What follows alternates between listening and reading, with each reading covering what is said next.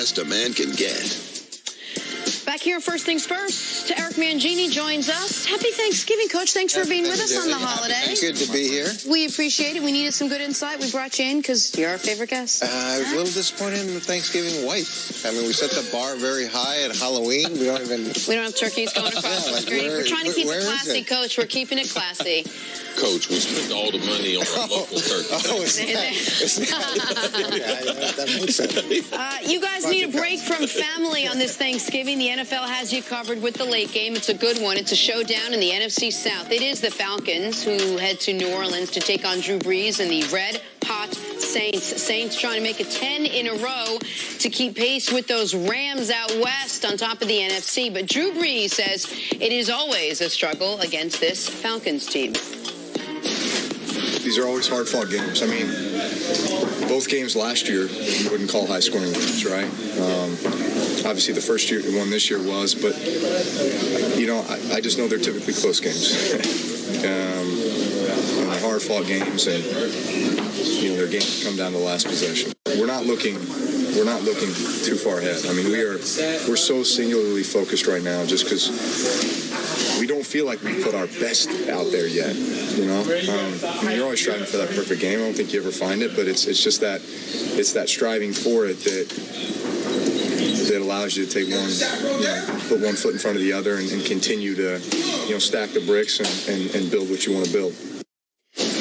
Coach, Drew Brees and this Saints team locked in right now, playing about as good as they've played all season, as almost any other team is playing. What do they have to do against this Falcons team so they don't avoid the upset? Well, a big part of this is what they've done leading up to it. So you know this game is happening. You know that you're playing on Thanksgiving. It's going to be a short week. So what you did after you played the first game, there's a thing that we would always do called an after-action report. Things we did well, things we did poorly, what we want to do the next time we play them, how well they assessed the last game at that moment when it was fresh in their mind, how much work they did, understanding they were playing on a short week is going to be a big part of who's most effective because you have such a limited amount of time to prep.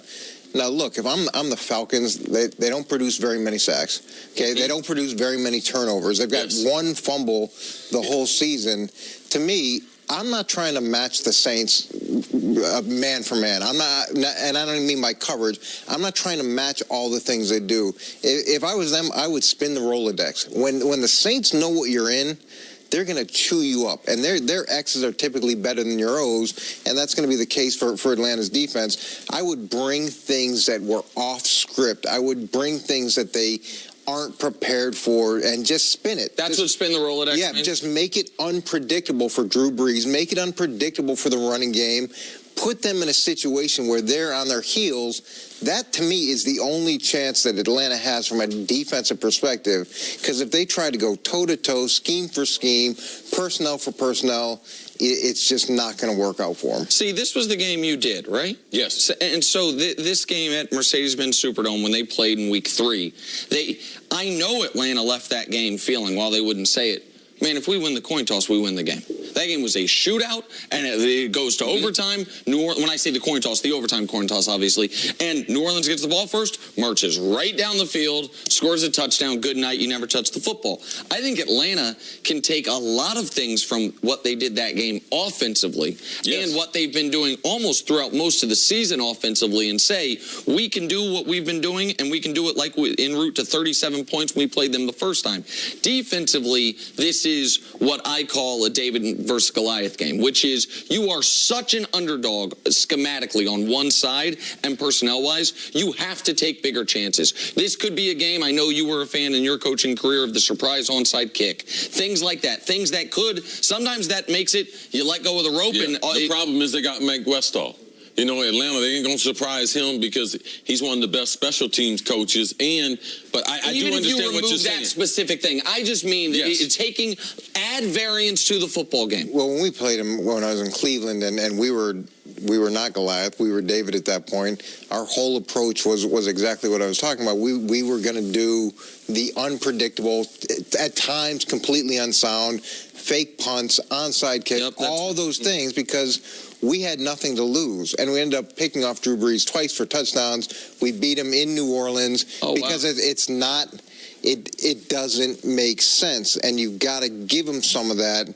Otherwise, you're on your heels the whole game. Right. I do agree with both of you talking about as far as the unpredictable part. In certain parts of the game, you have to be able to do things that in that part of the game that you wouldn't do. As far as special teams and other situational football, you're going to have to do things to be able to try to gain some competitive advantage. I believe from an X's and O's standpoint, they can throw the football, the Falcons, against New Orleans secondary. And one thing where Dennis Allen has improved this secondary is they're not giving up as many big plays. In that first game that I witnessed, man, they gave up a number of big plays, and they couldn't find an answer for Calvin Ridley. I believe that Calvin Ridley will be a big part of that passing attack. But if I'm the Falcons, I got to be able to run the football. If I need to be able to shorten this game, I got to get some of those yards from the passing game over from a rushing attack, because I got to be able to keep them off the field.